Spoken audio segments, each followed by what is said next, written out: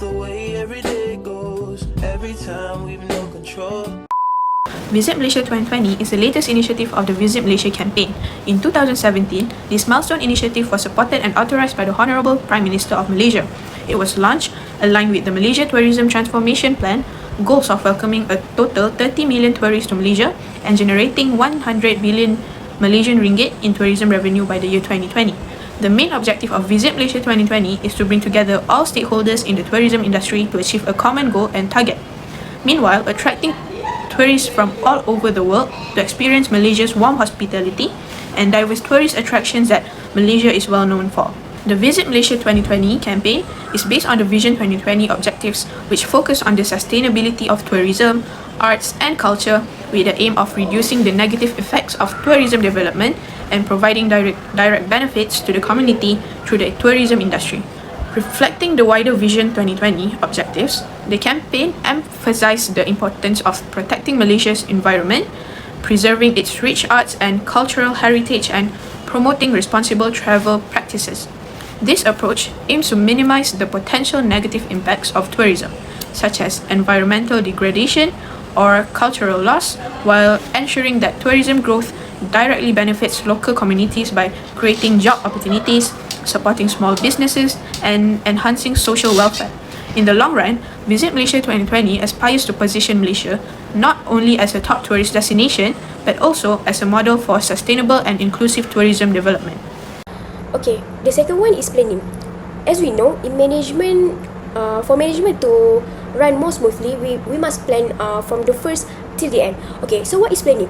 Planning is involve ahead of time what needs to be carried out, when, where, how they plan what to do next, and by whom the thing must be fulfilled.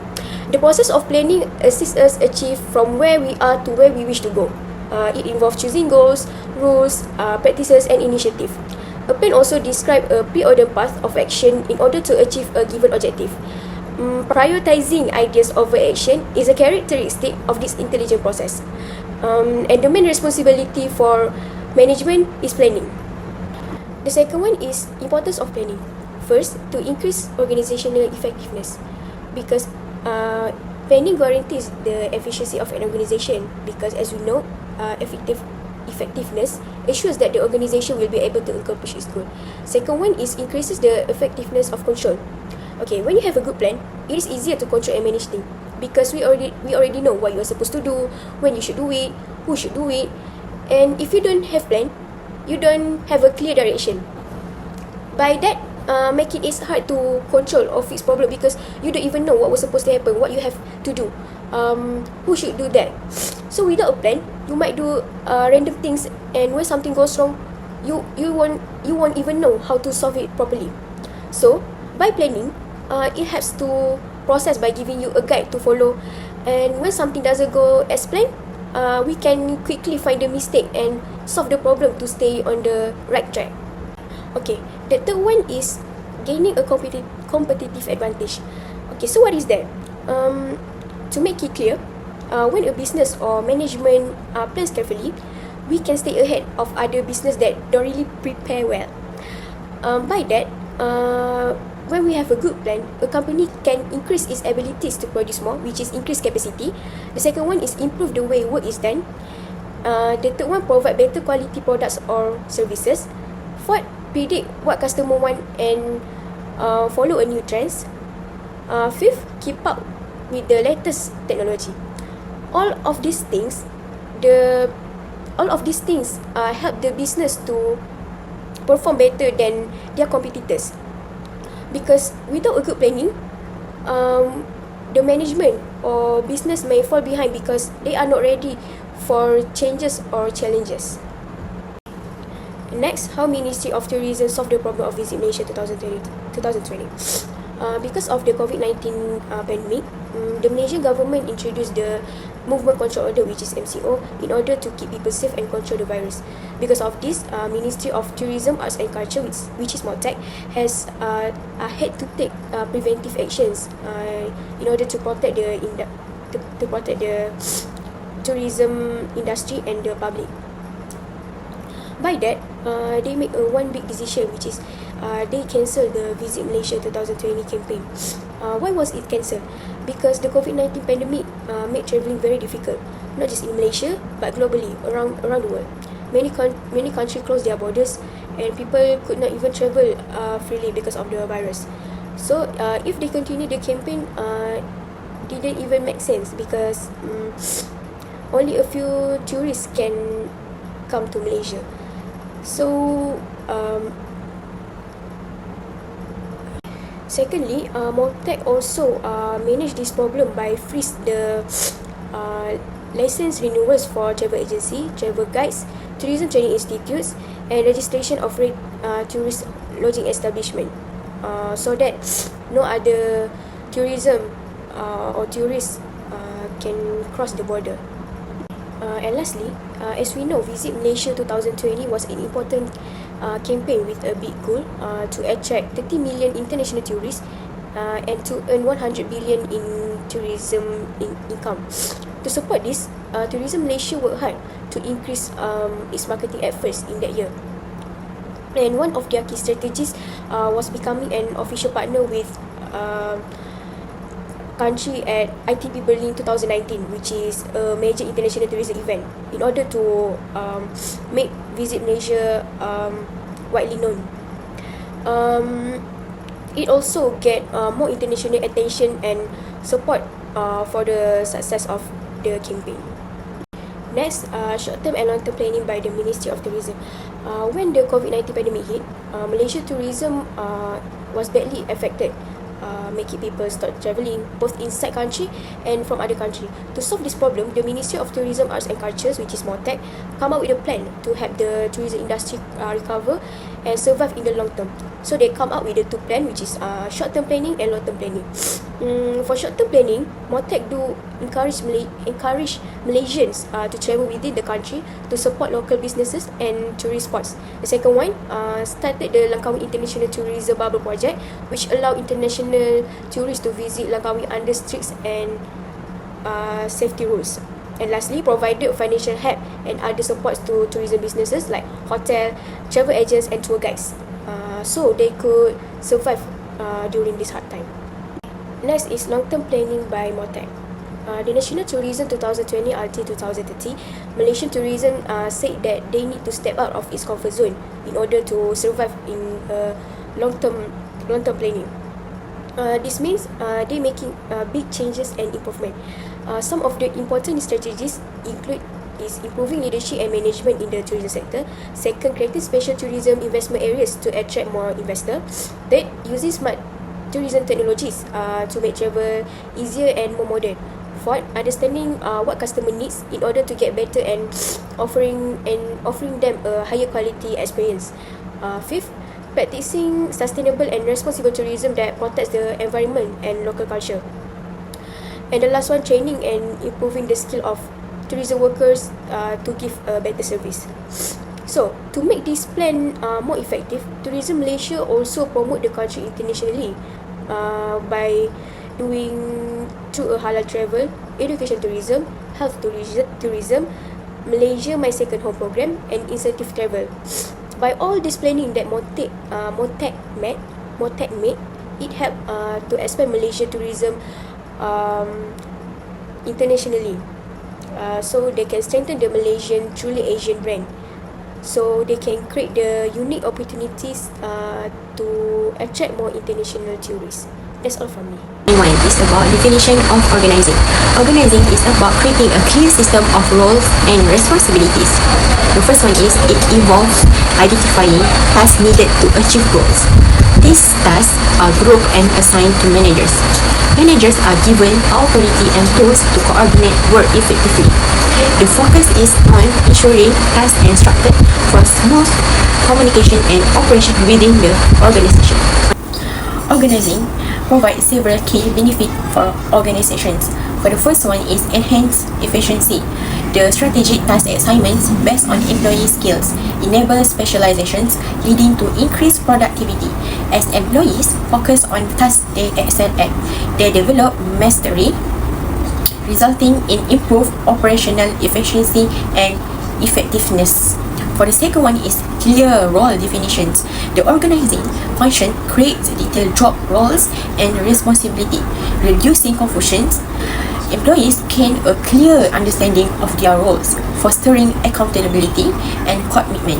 This clarity enhances collaboration among departments as everyone understands how their role align with the organization's objective. For the last one is improve coordination. Organizing promotes coordination between departments and management levels. Formal relationship and reporting structure encourage collaborations, while clear communication channels ensure teamwork. This eliminates task duplications and support a unified approach to achieving organizational goal. The organizing function ensures systematic activity to achieve objective. Organizing form with a formal structure and planning.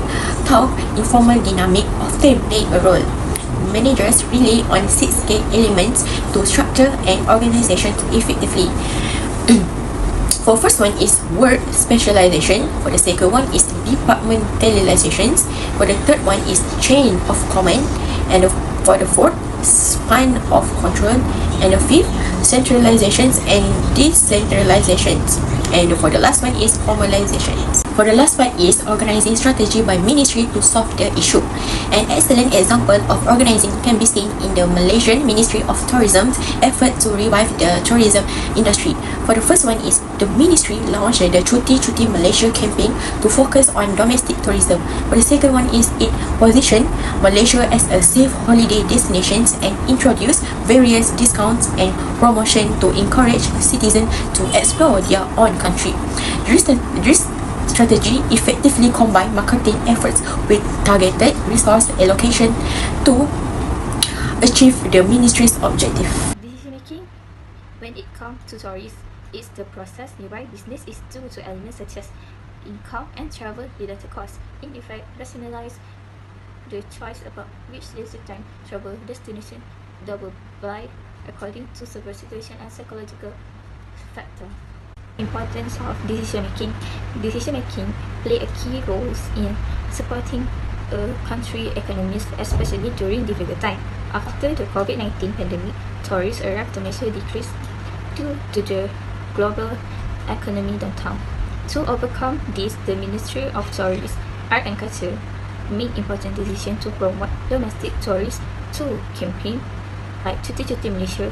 This campaign encouraged Malaysia to travel locally.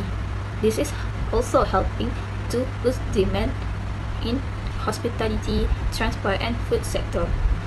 And this is also support local business and street vendor and open job opportunities to tourist area. This decision helped Malaysia recover faster in the tourist sector. Making strategy to manage the problem.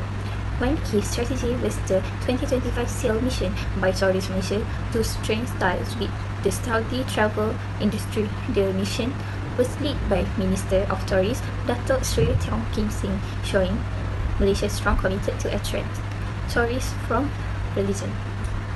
37 representatives come from hotel, resort, travel agencies and tourist board joined the mission. Activity include seminar, business-to-business meeting and social event to build partnership and promote Malaysia as a top travel destination. Next is controlling. What is controlling? Controlling is one of the main functions of management. It involves monitoring, evaluating and ensuring that work is done effectively and going along according to the plan and achieving the expected goals. The last one is how will the ministry control tourism in 2022. During the COVID-19 pandemic, Malaysia used the MySejahtera app to control tourism and protect public health. All travelers had to register on the app with their health and travel info. This helped with contact tracing, early detection and quarantine monitoring. It allowed the government to act quickly and limit the speed of the virus. Then, role of controlling. Controlling sets clear standards to measure performance, such as cost, time, quality, or output. These standards help teams reach goals and track progress.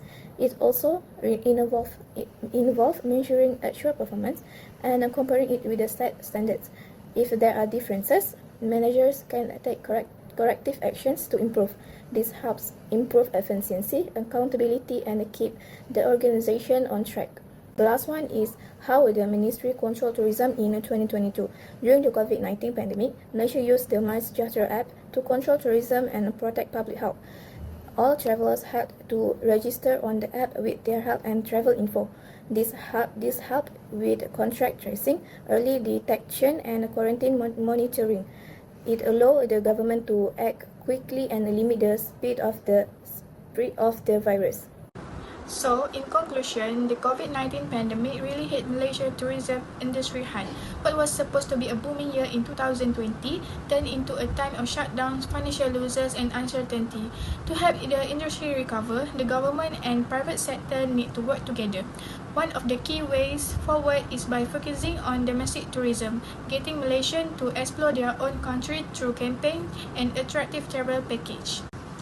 But just promoting travel isn't enough. We also need to be more creative, like offer new and exciting tourism experience to keep people interested, both local and foreigners. Malaysia has so much to offer, especially its rich culture and natural beauty, which can be a big pull for international tourists if promoted right.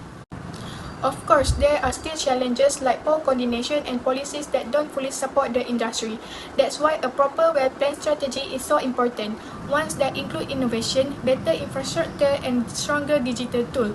With the right step, there's a lot of potential for Malaysia tourism to bounce back and become a strong part of our economy again.